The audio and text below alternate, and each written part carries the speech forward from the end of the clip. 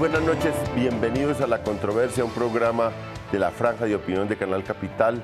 Hoy con el examen de las elecciones, lo que ocurrió ayer, con distintos analistas, con distintos ángulos, para ver qué ocurrió en las elecciones, cómo se presenta esta nueva competencia, la segunda vuelta. Y hemos invitado a personas de distintas ideas para analizar esto. Paloma Valencia, senadora electa del Centro Democrático. Muchas gracias, Paloma, por Muchas gracias, León, por la invitación. Un saludo a todos aquí, los compañeros, y a todos los televidentes. César Caballero, que es el jefe de Cifras y Conceptos, una encuestadora que tuvo un papel importante en todas estas elecciones. Muchas gracias, César, por León, buenas noches y muchas gracias por la invitación y un saludo a todos los panelistas de hoy. Medófilo Medina, profesor, historiador y un analista del acontecer político nacional. Muchas gracias, Medófilo, por acompañarnos. Mi reconocimiento por la invitación. Y Álvaro Forero, columnista del Espectador, analista de Blue Radio, profesor universitario. Muchas gracias por acompañarnos, Álvaro. Gracias por la invitación, León. Nos vamos a una nota para ver secuencias de lo que ocurrió ayer y luego venimos al análisis de esta campaña electoral ahora tan apasionante, después de haber sido como tan aburridora, o decía la gente que era muy aburridora, ahora se volvió una cosa muy apasionante y vamos a tener ese análisis acá.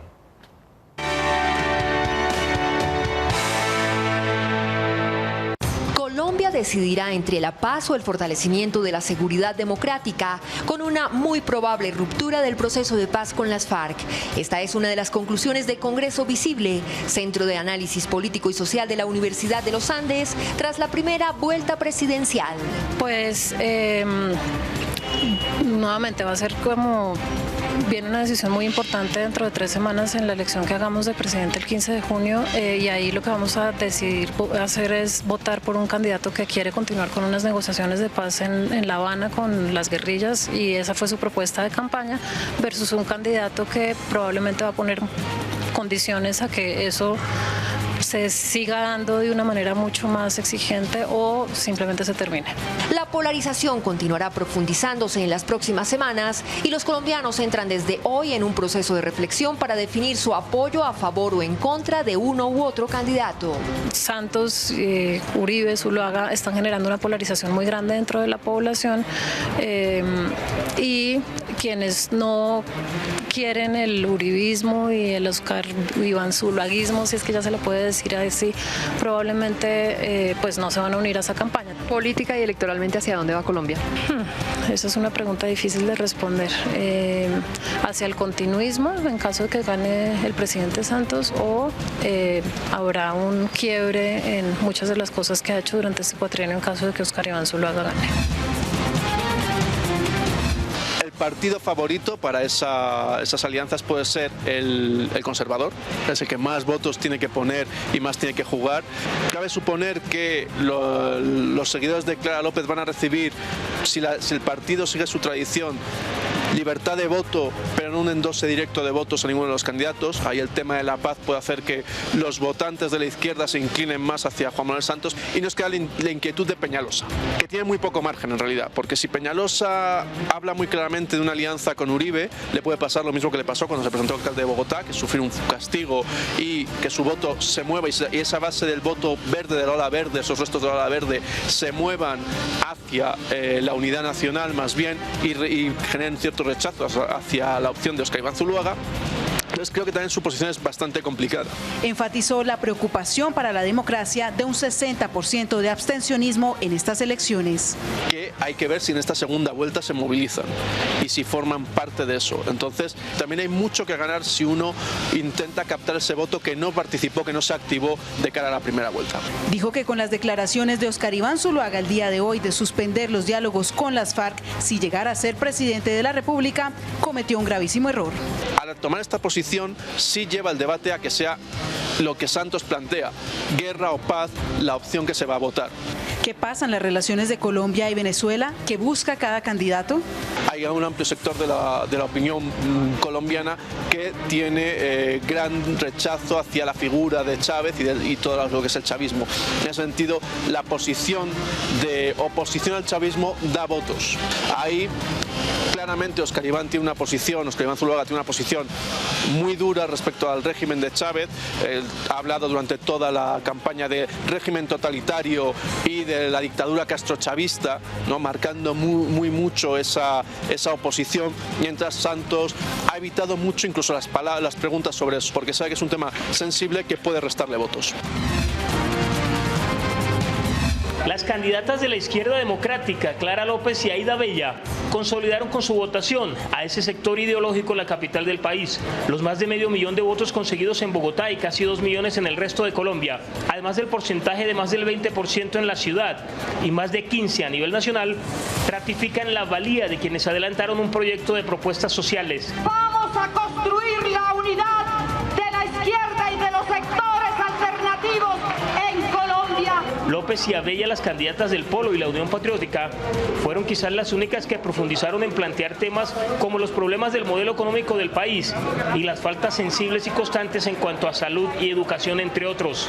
Se alejaron de la llamada guerra sucia de las campañas que pasaron a segunda vuelta y sus expectativas siempre estuvieron encaminadas a respaldar también el cese del conflicto histórico de Colombia que ocurre durante más de 50 años. Ese punto sería determinante en el apoyo o adhesión que estas dos candidatas puedan expresar para la segunda vuelta presidencial, con dos candidatos, Óscar Iván Zuluaga en abierta oposición al proceso y Santos jugado a fondo con terminar la guerra por la vía negociada.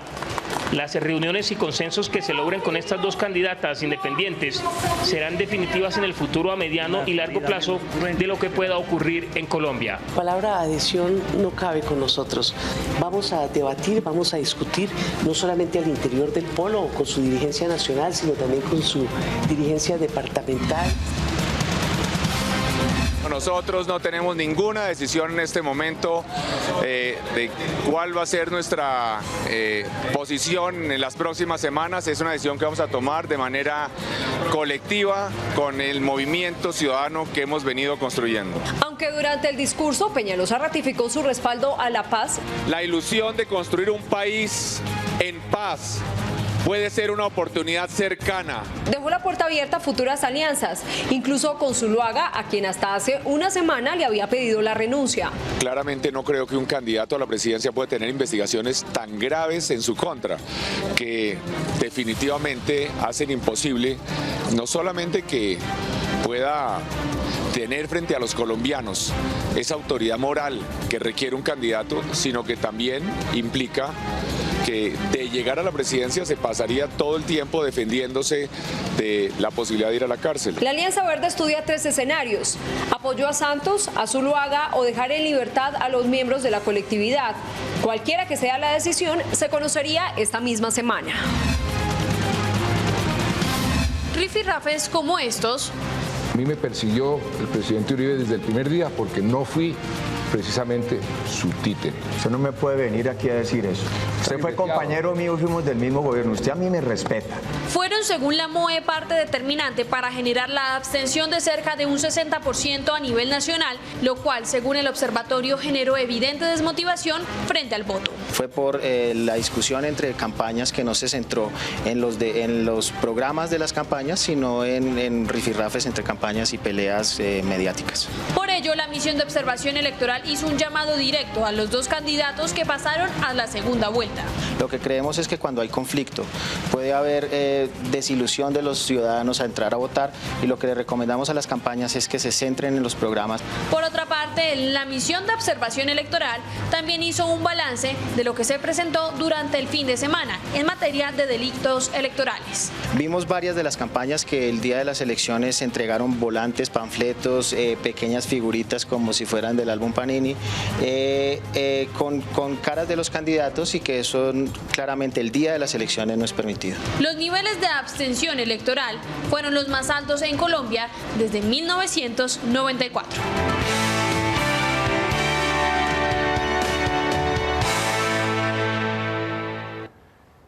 estamos en la controversia discutiendo sobre lo que ocurrió en las elecciones de primera vuelta y voy a empezar con César Caballero, sobre todo por las encuestas. ¿Qué tan certeras fueron las encuestas? Hubo mucho desbalance entre lo que ocurrió y lo que venían mostrando las encuestas. Pues, mire, hay 5 encuestas públicas. Una de ellas la produce mi firma, yo tengo que decirlo. En esta ocasión nosotros habíamos dicho que el presidente Santos ganaría por 4 puntos sobre Oscar Iván Zuluaga y lo que sucedió fue exactamente lo contrario, que Oscar Iván Zuluaga ganó por 4 puntos. En un país donde la gente siempre le gusta decir que gana, yo tengo que decir que nosotros tratamos de hacer un trabajo profesional y eso fue lo que nos dio 15 días antes de la elección. Ese fue el resultado que publicamos y ese resultado en eso no se acercó a lo que finalmente votaron los colombianos. La encuesta que más se acercó, yo estuve revisando hoy los datos, que las 5 publicamos, es la de Gallup. Esa se acercó bastante e incluso le dio un 14% a Marta Lucía Ramírez. En términos generales, las 5 encuestas decían que iba a haber segunda vuelta, que los 2 candidatos punteros iban a ser Oscar Iván Zuluaga y Santos, digamos con un orden distinto. Todas de alguna manera sí veníamos diciendo que Enrique Peñalosa venía debilitándose y que el voto en blanco iba hacia abajo. Pero en términos generales yo tengo que decir que las encuestas tuvimos problemas, en particular la mía, porque no captamos lo último que pasó en los 15 días de las finales de la campaña. Que fueron los 15 días más duros y más decisivos por los escándalos, creo yo. ¿Incidieron mucho los escándalos en la decisión de los electores? Yo creo que aquí lo que pasó fue que los grandes medios de comunicación estaban centrados en los escándalos, desconociendo el trabajo que estaba haciendo el Centro Democrático en las regiones. El Centro Democrático recorrió toda Colombia repartiendo su programa, hablando de propuestas, y la gente lo tenía muy claro. El presidente candidato pensaba que si llamaba a los colombianos a una especie de plebiscito entre la paz y lo que él llamaba guerra, él iba a ganar. Y sin embargo, yo creo que ahí había 2 errores fundamentales. Uno, creer que los colombianos se iban a creer el cuento de que aquí lo que estaba era una discusión entre la paz y la guerra, cuando hay una discusión entre una paz con justicia y una paz con impunidad. Y el otro tema era que él creía que el único tema que le preocupa a los colombianos es ese. Y uno cuando recorre las regiones se da cuenta que los colombianos están preocupados por el tema del agro, están preocupados por el tema de la educación, están preguntándose qué va a pasar con el tema de vivienda.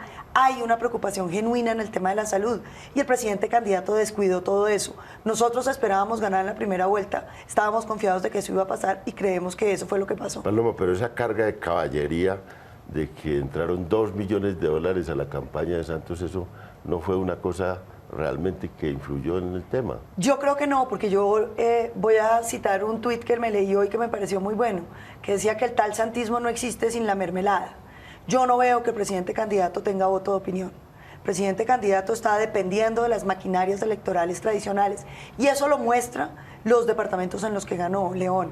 Si usted hace un análisis geográfico, los departamentos donde domina la maquinaria son los departamentos donde obtuvo el triunfo el presidente candidato. Juan Manuel Santos no tiene una fuerza en el voto de opinión. Álvaro, ¿usted tiene esa misma opinión? Pues yo lo que veo es que se está dando una confrontación de modelos, de ese modelo institucionalista, basado sobre todo en los partidos, un apoyo clientelista, está teniendo una competencia muy fuerte del modelo caudillista de Álvaro Uribe, básicamente porque las instituciones se han venido desgastando mucho. Los ciudadanos sienten que la impunidad no la solucionan, que la desigualdad no la solucionan. Y eso se refiere a las instituciones, la institución de la justicia, la institución del Congreso. Y Álvaro Uribe tiene una posición muy crítica, muy destructiva de lo institucional. Convivió con ella, aprovechó de ella mientras estuvo en el gobierno, pero desde ahora la critica. Y eso está funcionando mucho. Los ciudadanos están muy desencantados. Y un poco es resultado de que las instituciones no han seguido cambiando desde el 91. Se frenó ese proceso de cambios. No se ha hecho la reforma a la justicia que hay que hacer. No se ha hecho la reforma a la estructura tributaria que hay que hacer. Y básicamente el problema de eso es la guerra. La guerra es la que no permite la pluralidad ideológica para hacer reformas. Entonces es un escenario muy positivo para ese nuevo modelo caudillista, que los ciudadanos lo que dicen es: Uribe hace cosas, el Estado no sirve, las instituciones no sirven, son corruptas, en cambio Uribe hace, al punto pues que puede trasladarle eso a Oscar Iván Zuluaga. Pero a la vez hay que ver que el triunfo de Uribe es un triunfo relativo, porque no llegó al 30%. El uribismo realmente contado es el 30%, no es más que eso. Y las mayorías estuvieron divididas. Si usted cuenta los votos por los candidatos a favor de la paz, Santos, Peñalosa y Clara López suman más votos que las de los candidatos que no favorecen el proceso de negociación en La Habana. Suman solo 500.000 votos más, con toda la maquinaria y el Estado. No, los pro paz suman 49%, los antinegociación suman 45%. El problema es que en segunda vuelta es más difícil cohesionar una coalición de centro-izquierda que una de centro-derecha, que está naturalmente muy impulsada básicamente por todo ese tema antiinstitucional. Y el gobierno ha terminado defendiendo las instituciones, defendiendo el Congreso y tal. Y en estas elecciones su sustento fundamental, que eran las maquinarias, no se movieron. Uno puede entender que los parlamentarios digan, hombre, ¿para qué nos movemos en primera? Es muy costoso moverse en primera y en segunda, y nos conviene no movernos en primera para hacernos contar en segunda y demostrar, por ejemplo en la costa, van a poder demostrar una diferencia entre los votos que sacó Santos sin el apoyo de ellos a lo que saque en segunda vuelta con las maquinarias movidas. Entonces todo ese tipo de circunstancias tienen que ver. Y lo del escándalo, yo creo que perjudicó a Santos y no a Óscar Iván Zuluaga, increíblemente. Tal vez porque las huestes uribistas están más dadas a lo combatiente, esa es la palabra que usa el expresidente Uribe, que él hace una política combatiente. Yo creo que los energizó esos escándalos, mientras que la gente no uribista, más de centro, la desilusionó Santos, la llevó más hacia la abstención. Meófilo, yo, pues una hipótesis mía es una poco arriesgada, es una crisis de liderazgo. Bueno, ninguno de los candidatos llegó al 30% y el voto se dispersó mucho y un abstencionismo muy grande, 700.000 votos de voto en blanco. Hay una situación de que la gente no ve alguien que lo represente definitivamente, digamos, porque en el caso de Uribe, pues Uribe cuando salió tenía ganó 2 elecciones seguidas él, con una alta votación, y también salió con más del 70% de apoyo, y ahora pues eso todavía no se refleja en Óscar Iván. Esa es una hipótesis. ¿O qué es lo que se presentó en estas elecciones?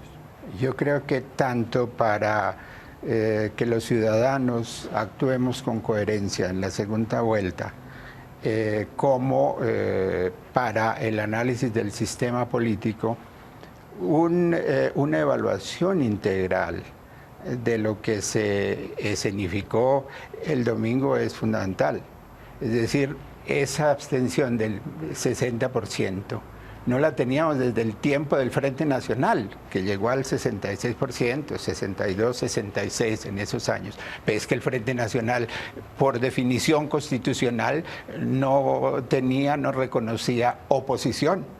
Hoy vivimos en otra situación, con un país con tasas, de todos modos, de educación más altas, en fin, entonces eso, el ciudadano de la base está en plena soledad y no mira con confianza al sistema político. Y antes que preguntarme por uno u otro liderazgo, es sobre qué descansa el sistema político, y descansa sobre una reducida cantidad de ciudadanos.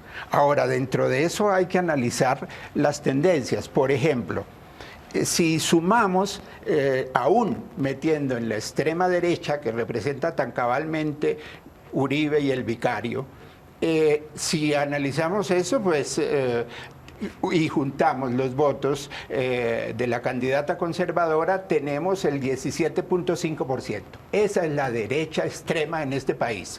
Si los uribistas pura sangre los contamos como Uribe Zuluaga, pues es algo así como el 11.5%. Entonces hay que ver que es de todos modos una franja reducida, y que si evaluamos en conjunto, incluyendo el 7% del voto en blanco, se habrá la posibilidad de hacer una segunda vuelta sobre una campaña edificada sobre otras bases, no que lleve a los ciudadanos a la náusea, a la indiferencia al sistema político, sino que se discuta de manera nueva y tenemos 20 días en que se puede rediseñar esa campaña. Bueno, nos vamos a una pausa y volvemos con este debate.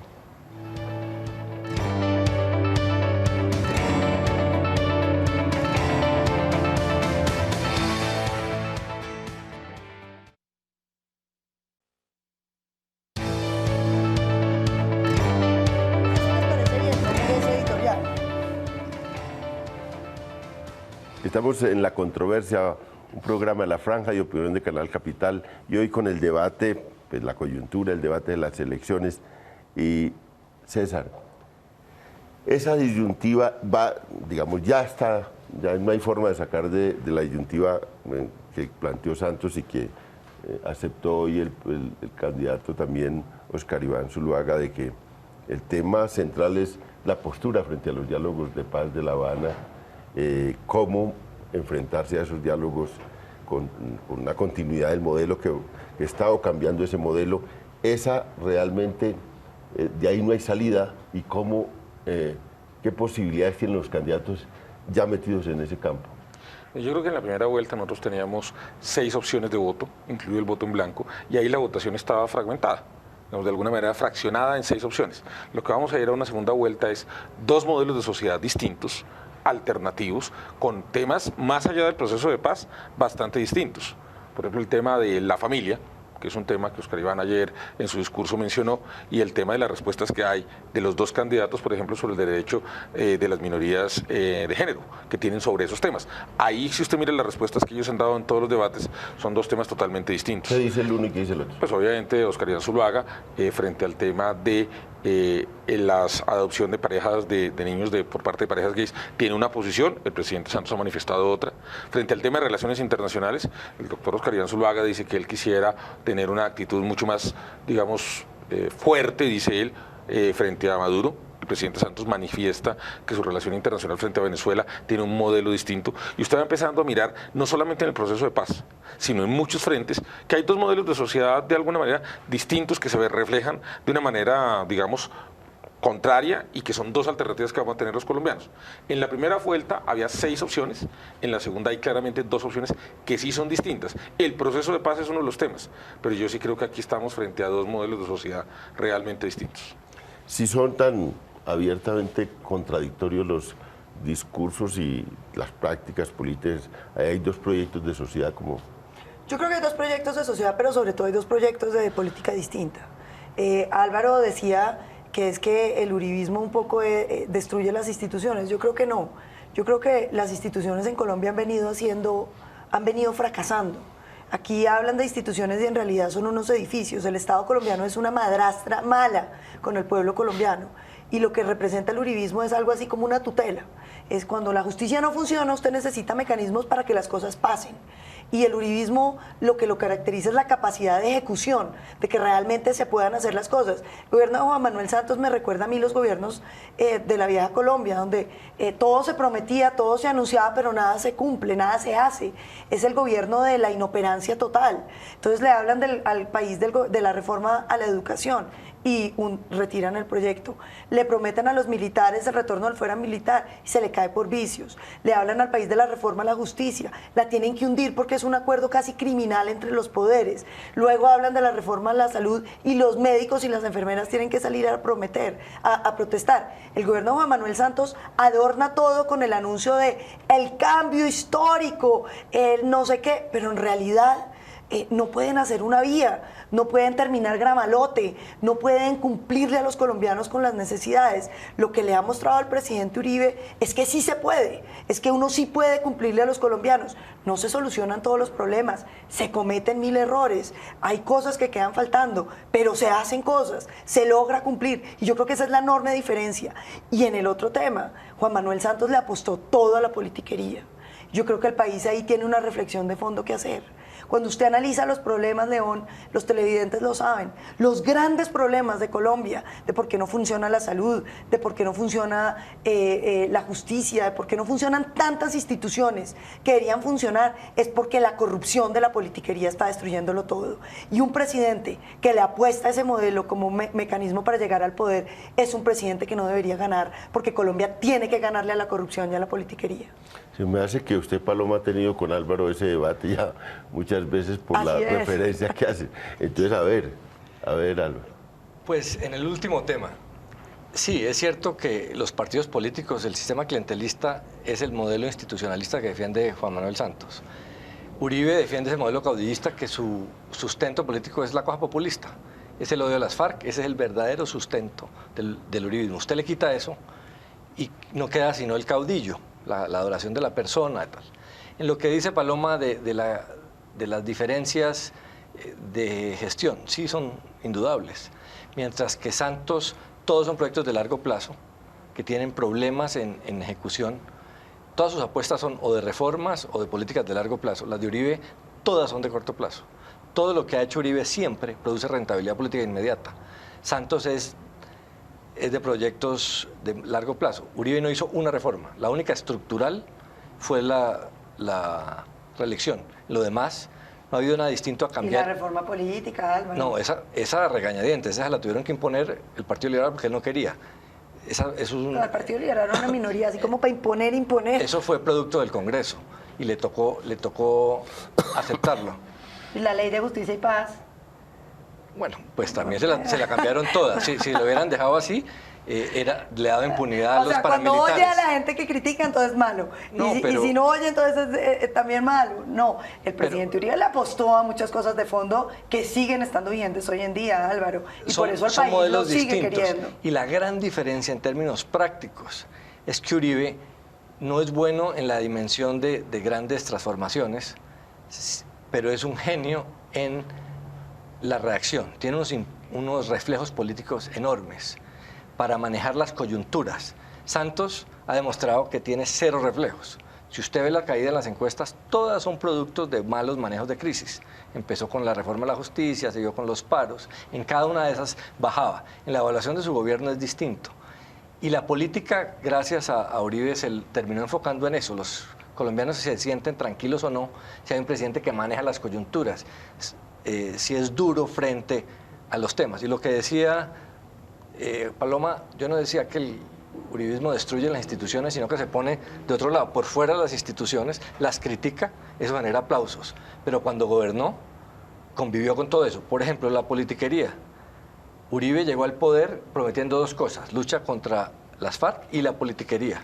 Renunció a la segunda, se alió con el clientelismo, inclusive con la forma más degradada del clientelismo, que eran las formas paramilitares, para hacer su reelección. Ahora sale del gobierno, va a enfrentar a la clase política, trata de quitarle a Santos el partido de la U y los conservadores, pierden eso, entonces se va en contra. Los Santos se los quitó. No, ahora... Él los tenía. Sí, pero ahora Uribe trató de quitarlo. Ante eso, montó una plataforma política anticlientelismo, porque tiene la gran ventaja, por lo que hablábamos, de que tienes un planteamiento populista, caudillista, mientras que Santos está embolatado defendiendo unas instituciones. Pero ahí hay dos modelos, o el modelo caudillista de la zona andina, lo que pasa es que aquí hay un caudillismo de derecha, no nos gusta el caudillismo de izquierda, de Chávez, pero al final es lo mismo, o el camino institucional. Santos está defendiendo ese camino institucional, que es una apuesta mucho más difícil. Pero porque Álvaro, defender no esta instituciones a Ñoño Yamusa, qué pena. Pues los mismos amigos de Uribe de siempre. El sistema electoral. Pues meterte. Mira, Leófilo, ¿cómo describes ya, con una mirada de largo plazo, las apuestas políticas que están en juego? ¿Cómo describes la de Santos? ¿Cómo describes la de Oscar Iván Zuluaga? Las apuestas políticas en los temas fundamentales como economía, relaciones internacionales, obviamente paz y cosas pues que son las que diferencian proyectos políticos. Sí, primero que todo yo no creo que haya una gran diferencia de modelos de políticos, de sistemas políticos, doctor. No, es decir, hay una zona común, por ejemplo, en la concepción económica. El modelo económico es en ambos casos neoliberal, no hay diferencias. La reprimarización de la economía. En la política social, tal vez más focalizado Uribe que Santos, pero no hay una política social auténtica. Ahora, digo yo que no hay diferencias, claro que las hay. En la política inmediata, y cuando hablo de inmediato no quiero decir que no es importante, con respecto al enfoque sobre la paz. Claro, Paloma puede decir, no, el doctor Zuluaga y el doctor Uribe quieren la paz y se desgañitan hablando de la paz, pero no, con las condiciones que pone Zuluaga, lo que quiere afianzar es la victoria militar, la paz, pero por el camino de la victoria militar. Ahora, una guerra irregular no se gana en una batalla de un día, de una fecha, esto se prolongará sin fin. Entonces, eso es lo que quieren. ¿Por qué ustedes quieren la guerra sin fin? Por una cosa, por una experiencia fundamental. Porque el uribismo nació de la guerra. Es hijo de lo que yo llamo el síndrome del Caguán. Y por eso renunciar a la centralidad del conflicto interno para el uribismo, seguramente para ti también, Paloma, es un salto al vacío. Se quedan sin programa. No, yo sí, con todo respeto, te diría que eso no es cierto. Lo que pasa es que nosotros creemos que la paz no se construye porque uno dé ciertos beneficios. La paz es el dominio de las instituciones, del respeto a la ley. Colombia lleva muchos procesos de paz que lo único que han perpetuado es que la violencia sea un vehículo a la política. Lo único que han perpetuado es que haya nuevos brotes de violencia. En Colombia solamente va a haber paz cuando la gente entiende que la ley hay que respetarla y que nadie puede estar por encima de ella. La pregunta no es qué quiere uno, la pregunta es cómo llega uno a la paz. Yo creo que con una política agraria integral, con unas reformas a la educación integrales y con mano dura para hacer respetar la ley, uno logra la paz. Pero creer que nosotros no tenemos un discurso para cuando no haya conflicto es una manera, digamos, me parece a mí peyorativa de entender el proyecto político del uribismo, que yo entiendo, pero me parece que si uno quiere tener un debate político de altura, tiene que tomarse en serio el pensamiento de los otros y no reducirlos casi al ridículo, porque entonces el debate se vuelve imposible. El respeto a la ley yo creo que es bastante importante y es bastante importante ser coherente. A uno la ley puede gustarle o no gustarle, pero por ejemplo, si a mí un juez o un fiscal me llama a decir, venga, usted tiene unas pruebas, tiene unas denuncias, venga, pues no, uno no puede estar tomándole el pelo a la ley. Si uno dice que vamos a respetar la ley, tiene que ser en la consecuencia de todos los elementos de respetar la ley. Y yo en eso siento, por ejemplo, que ha habido enormes fallas de parte de la campaña de Óscar Iván Zuluaga, pero en particular del expresidente Uribe, frente al respeto de la ley. Y el respeto de la ley, para que sea coherente y que sea... A uno puede gustarle la ley o no gustarle, pero uno tiene que respetarla. Y yo creo que aquí lo que nosotros hemos visto en esta campaña, por ejemplo, en eso es un tema en el cual valdría la pena, Paloma, que reflexionen un poco. Yo estoy de acuerdo, hay que respetar la ley. Gústeme o no me guste, pero la ley hay que respetarla. Por ejemplo, otro tema, León. Afortunadamente en esta elección ya no se está hablando de fraude. En las semanas previas, desde la campaña del Centro Democrático, se estuvo diciendo que iba a haber un fraude. Hubo 2 o 3 voceros del Centro Democrático que hablaron de esos temas. Eso sí, nunca lo entendí. Sí, yo tampoco lo entendí. Pero yo eso no está superado. El resultado electoral va a ser muy apretado. Sí, pero el tema, Álvaro, es que en esta elección una de las cosas que sí tuvimos es que la registraduría mostró que a las 5 de la tarde, yo creo que más o menos todos teníamos los resultados claros, a las 5:30 el 90% de los datos estaban procesados y a las 6 de la tarde el primer candidato estaba reconociendo los resultados. Entonces, por ejemplo, yo creo que eso que Paloma señala con una cosa en la que yo estoy de acuerdo, que es que uno tiene que respetar la ley. Y uno tiene que respetar las normas de juego, las reglas de juego hay que respetarlas. Y por eso, empezar a hablar 1 o 2 semanas antes de que va a haber fraude, que va a haber un fraude generalizado, un tema pues, que a mí me parece un poco complejo, pues obviamente uno tiene que empezar a reflexionar que si vamos a respetar la ley y si vamos a defender el respeto por la ley, tenemos que hacerlo en todas las esferas, así la ley y la norma no nos guste. Vamos a otra pausa. Pero déjeme responderle. Vamos a otra pausa, aquí tenemos unos compromisos también.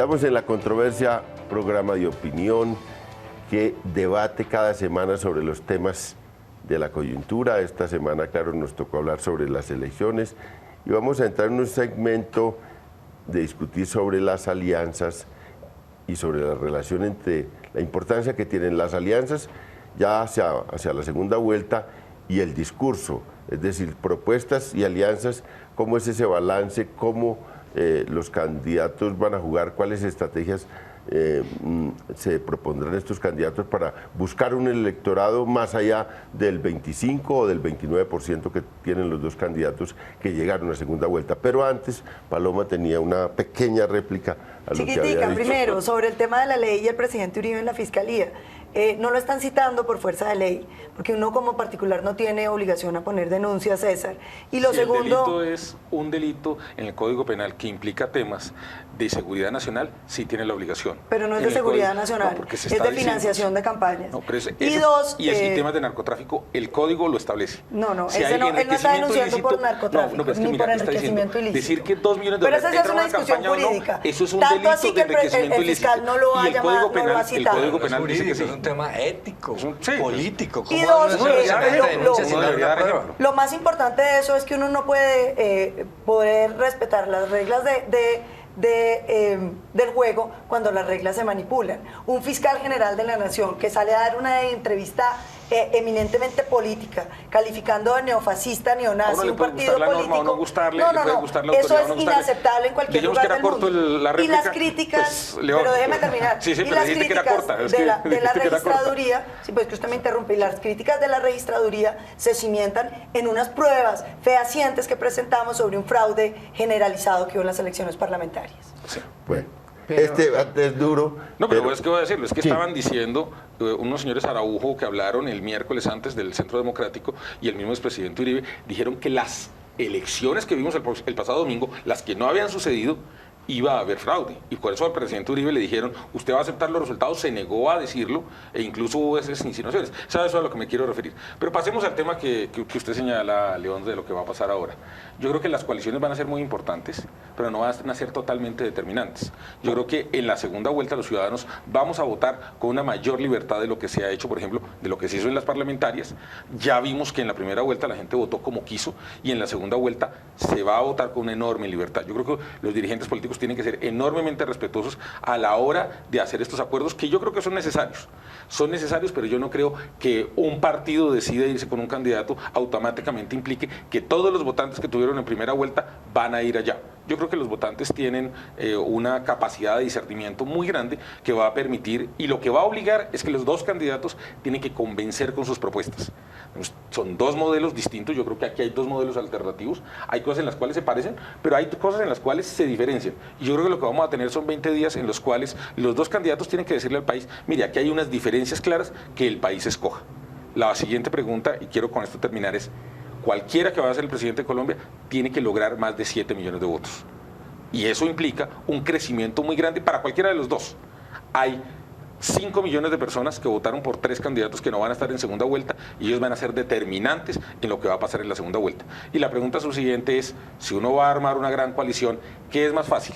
¿Armar una coalición contra Santos o armar una coalición contra Uribe? Y parte de lo que esa respuesta va a estar es el próximo 15 de junio cuando los colombianos vayamos a las urnas. Medófilo, usted que conoce bastante ese mundo de izquierdas, que ha sido historiador del Partido Comunista y del mundo de izquierdas, se dice que realmente los votos, las posibilidades, digamos, de votos nuevos para Santos están en ese mundo. Y yo me pregunto, ¿qué sería entonces el esfuerzo que tiene que hacer Santos? ¿Qué programáticamente tiene que ofrecer Santos para conquistar ese voto de izquierdas? En primer lugar, creo yo que lo que se plantea no es tanto la alianza de la derecha de Santos con la izquierda de Clara López, porque si bien por Clara López votó la izquierda, sus votos no son todos de izquierda. Es de este fenómeno que ha venido fraguándose que lo expresó en la primera vuelta de la pasada contienda electoral presidencial Antanas Mockus y que en la segunda vuelta prácticamente se desdibujó. Entonces hay un voto de opinión que recoge Clara López, un voto alternativo. Clasificarlo de izquierda de pronto es apresurado.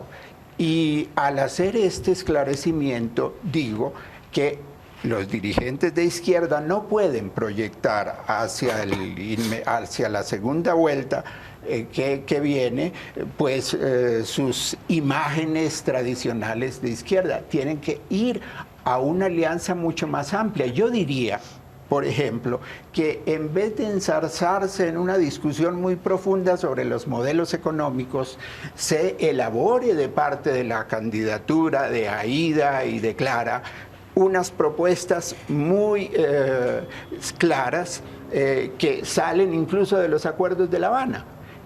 Por ejemplo, sobre la ley de tierras, de víctimas y devolución de tierras, ha habido muy pocas hectáreas que se han distribuido y ya muchas víctimas de los restituidos. Que haya sobre eso una evaluación, que haya una evaluación sobre lo que dicen los dirigentes del Paro Nacional Agrario, que Santos no cumplió, que se establezca si es verdad que el gobierno tiene razón cuando dice que están cumplidas el 90% de las reivindicaciones de quienes pararon. En los acuerdos sobre la participación política, las condiciones para que los excombatientes de las FARC en un proceso de posconflicto puedan utilizar los vínculos sociales que han construido en las regiones y tengan todo el apoyo del Estado. La configuración en el punto de las drogas de este organismo, que se discuta cómo va a estar conformado, porque los acuerdos de La Habana son hojas de ruta hasta ahora, ¿no? Y por último yo diría, esa circunstancia excepcional de dos mujeres que hicieron la fórmula, que lancen algo que signifique el reconocimiento de que las mujeres son las víctimas más crudas de la guerra, que son las madres, que son las mujeres violadas, que son las niñas obligadas. Yo creo que un elemento de la mujer allí en esta negociación con el candidato Santos podría significar mucho en la segunda vuelta. Álvaro, ¿hacia dónde va, hacia dónde la configuración de alianza lo más rápido, que nos está acabando el tiempo?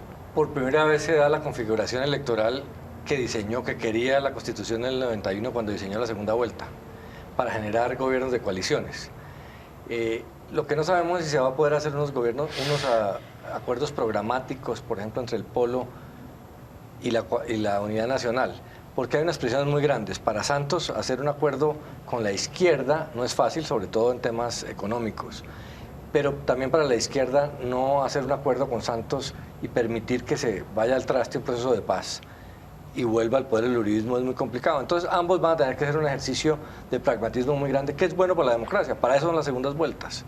Muchas veces se vota más en contra que a favor. Y lo que yo creo que está pasando es que lentamente se está rediseñando el sistema político, es una cosa multipartidista, pero más de coaliciones de centro-izquierda y de centro-derecha. Por último, 30 segundos, Paloma. Sí está clara ya la alianza, pues si uno la ve venir, la alianza entre Oscar Iván y Marta Lucía Ramírez. Yo espero que se dé, porque es que yo creo que lo que va a permitir la segunda vuelta es que la gente ponga en un orden jerárquico sus prioridades. Digamos, todas las críticas que le hacían algunos al presidente Uribe sobre el clientelismo y no sé qué, entonces ahora qué tan graves son cuando hemos llegado al límite, digamos, exorbitante del florecimiento del clientelismo y la politiquería con Juan Manuel Santos. Entonces ahora la gente va a tener que decir, bueno, qué es lo que realmente le importa, a qué es a lo que le quiere apostar realmente en la segunda vuelta, cuáles son sus objetivos primarios y sus defectos que son realmente irreconciliables. Se nos acabó el tiempo. Muy buenas noches para todos y los esperamos el próximo lunes en otro programa de La Controversia. Muchas gracias a los panelistas de hoy. León.